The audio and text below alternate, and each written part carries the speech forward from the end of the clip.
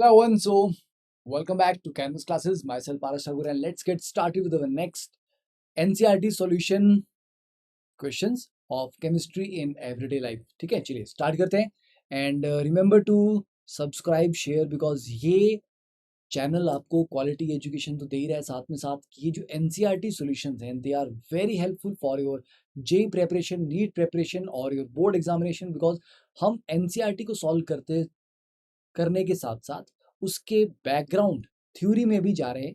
तो it's like revising the entire chapter through questions. ठीक है, तो that will help you in a lot of ways कि आपको बुक नहीं पढ़नी पड़ेगी, आपको सिर्फ एनसीईआरटी सॉल्यूशन देख के बुक भी आपको समझ आ जाएगी और आपके क्वेश्चन भी सॉल्व हो गए. ठीक है, चलिए तो स्टार्ट करते हैं. ओके एंड या here you can see this is the Telegram link. तो आप टेलीग्राम चैनल को ज्वाइन कर लीजिए क्योंकि यहाँ पर सारे के सारे आपको अपडेट्स, नोट्स, मैसेजेस सब कुछ मिलते रहते हैं. एंड बाकी इंस्टाग्राम पे अगर आप हैं तो you can tag me in your stories with the hashtag canvas classes. ठीक है, तो भूलना नहीं अभी. चलिए तो आई थिंक कैमरा ऑन कर देना चाहिए. ओके चलिए तो let's start with the question number 9 क्योंकि लास्ट क्लास में हमने up to question number 8 solve कर लिया था. तो 9 से स्टार्ट करते हैं. तो what is meant by the term broad spectrum antibiotics. तो नाम से समझ आ रहा है ब्रॉड स्पेक्ट्रम मतलब ये बहुत ज़्यादा जगह इस्तेमाल की जा सकती है काफ़ी सारे केसेस में. ठीक है, तो उसका यूज़ काफ़ी ब्रॉड है. तो broad spectrum antibiotics are effective against several different types और a wide range of harmful bacteria.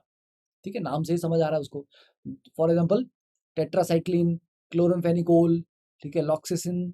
And तो क्लोरमफेनिकोल के ऊपर तो जेई में क्वेश्चन भी आया था 2000 मतलब 2020 में आया क्वेश्चन. क्लोरमफेनिकोल में कितने कायरल सेंटर्स हैं.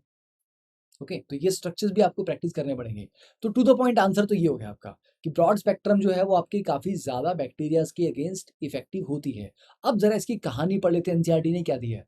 कि भैया देखिए जो डिजीज है ह्यूमन बींग्स में और एनिमल्स में they are caused by different different bacteria, viruses and all. Right, तो बैक्टीरिया होते हैं, वायरस होता है, fungi and all different pathogens.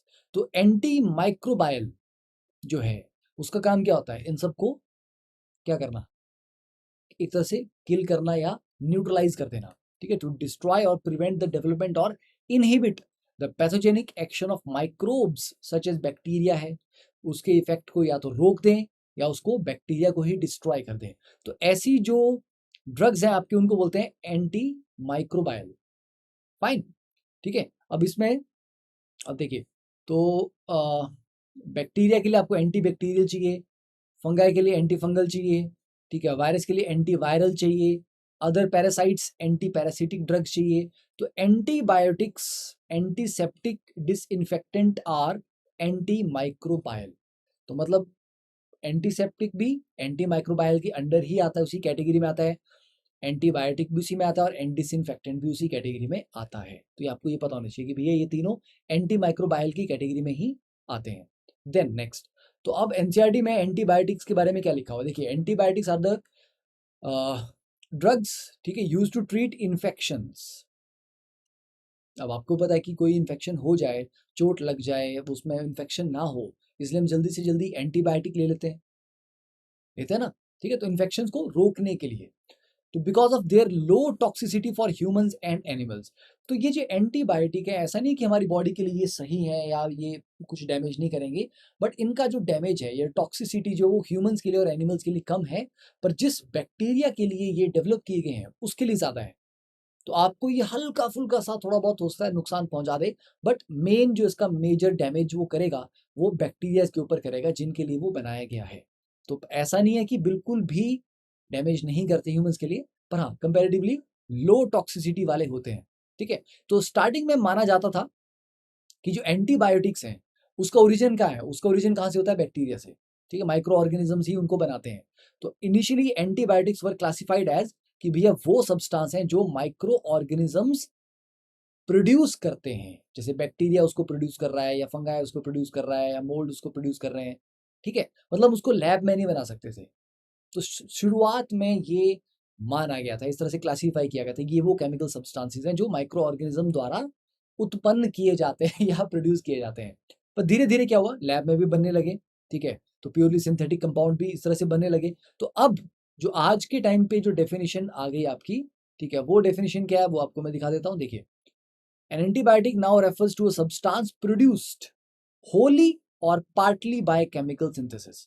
यहाँ मतलब आप कंप्लीटली लैब में बना रहे हो उसको या पार्शियली उसको लैब में बना रहे हो, जो लो कंसेंट्रेशन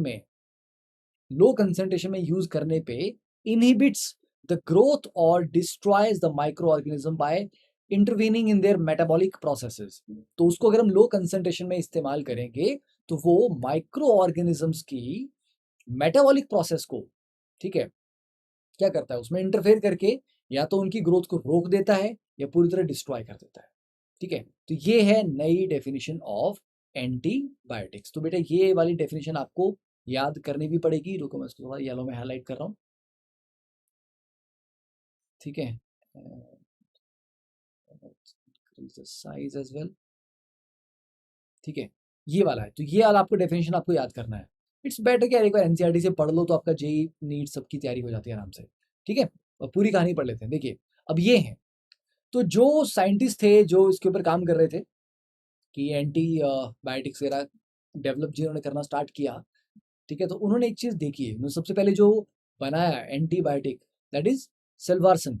ठीक है, इसमें और एजोडाइज में उनको काफी सिमिलैरिटी दिखी कि भैया एजोडाइज में N double bond N linkage होता है और सल्वारसन जो इन्होंने बनाया उसमें आर्सेनिक डबल बॉन्ड आर्सेनिक का लिंकेज है, तो काफी सिमिलैरिटी है।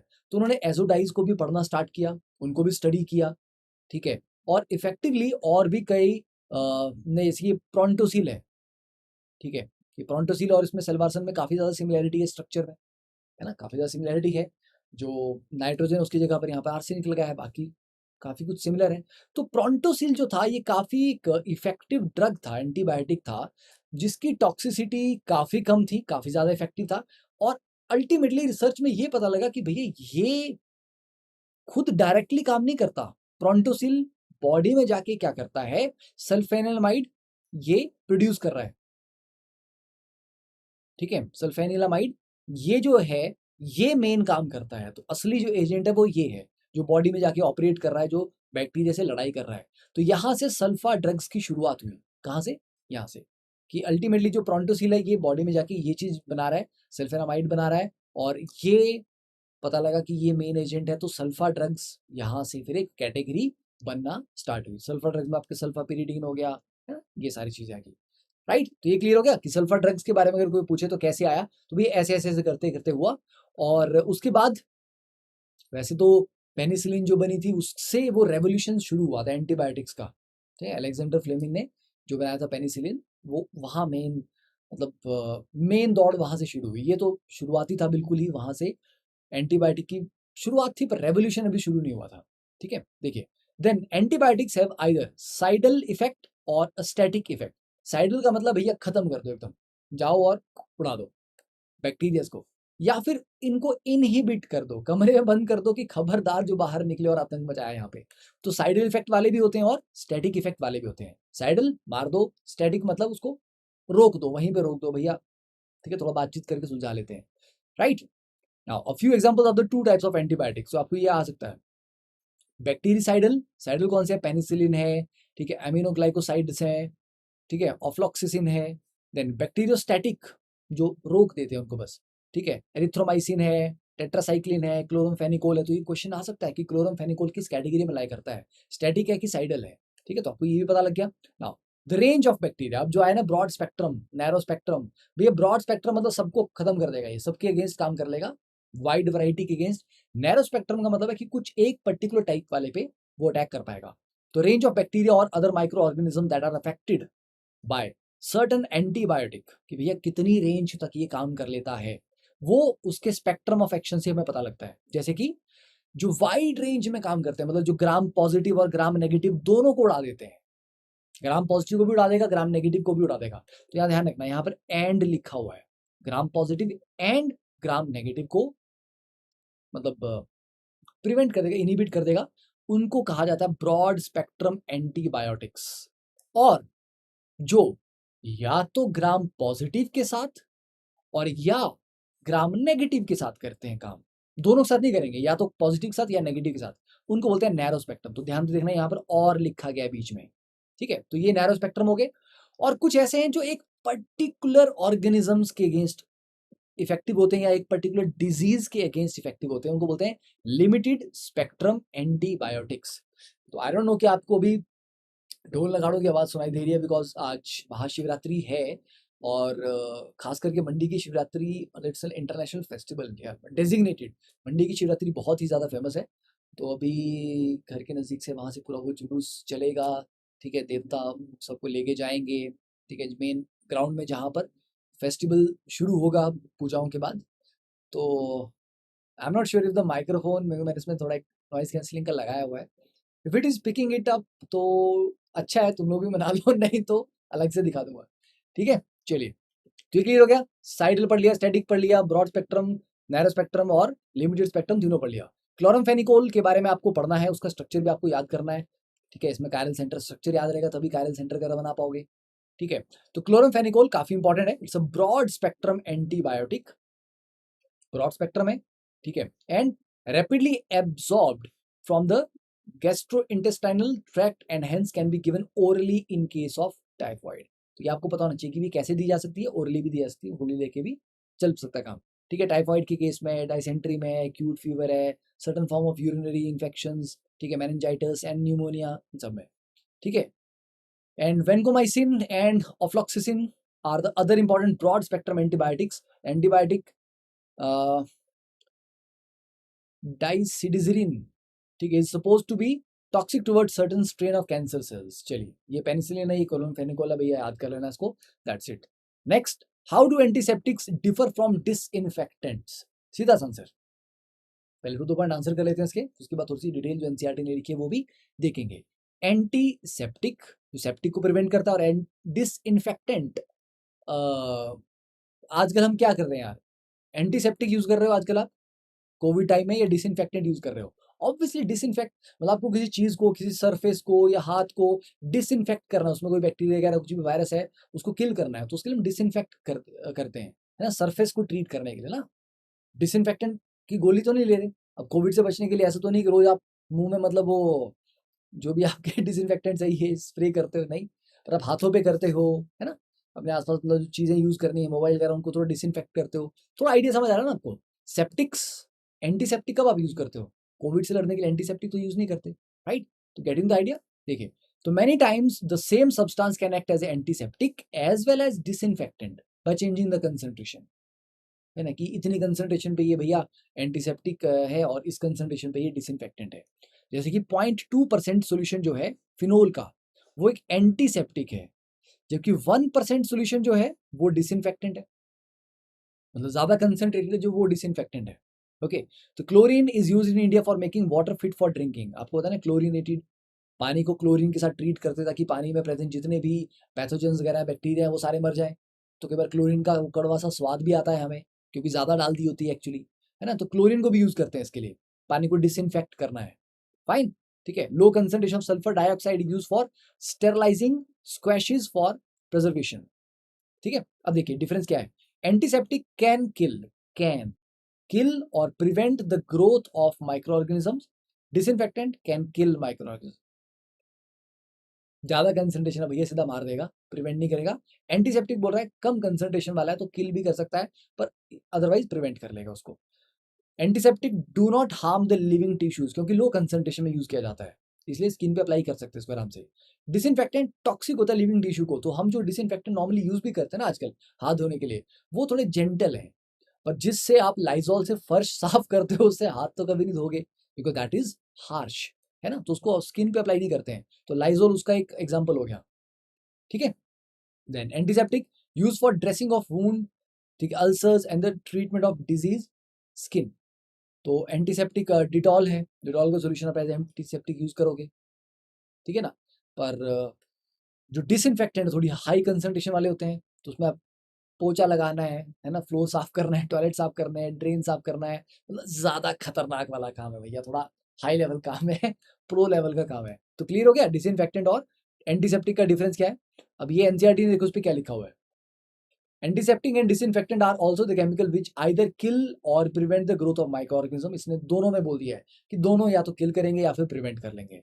Antiseptic are apply to the living tissue, antiseptic directly आपको चोट लग गई है वहाँ पर आप लगाते हो, है ना? तो वो उतना हार्श नहीं होना चाहिए, क्योंकि डायरेक्टली आपको स्किन पे लगाना है, घाव पे लगाना है ना? कट गया कहीं से, है ना? अल्सर हो गया, मुँह में छाले पड़ गए, वो सारी चीज़ें, राइट? सरफेस पे लगाते हैं, स्किन पे लगाते हैं हम। ओके, सोफ्रामाइसिन एंड ऑल, ये तो आपने पढ़ा ही, उसका नाम तो सुना ही होगा। Then these are not ingested like antibiotics.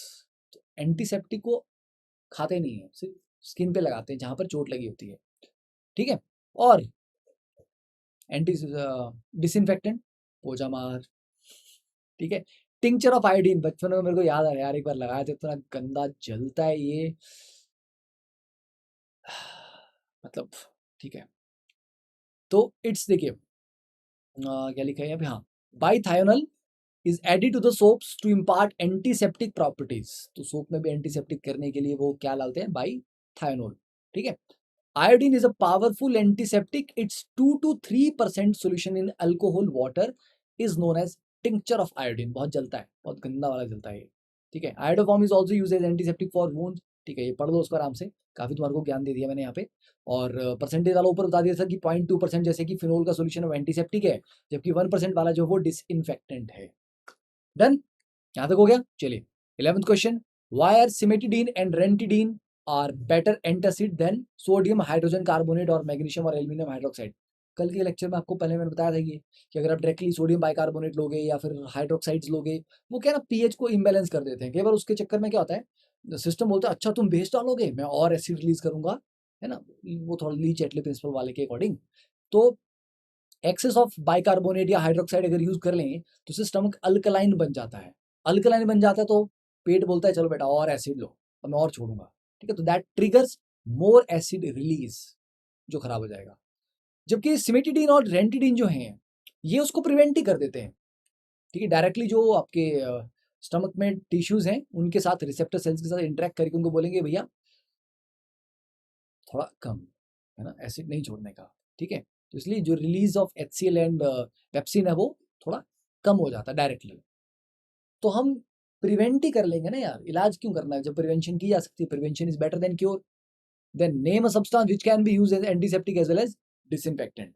ये देखो फिनोल वाला एग्जांपल, ठीक है? चलिए 12 क्वेश्चन हो गए। चलो अगले 4 नेक्स्ट लेक्चर में करेंगे। इसको लाइक कर देना, शेयर कर देना, फैला देना, मोहल्ले में हल्ला कर देना। और कैसे करना है भी मोहल्ले में हल्ला? मोहल्ले में हल्ला करना है भैया, #canvas classes, ठीक है?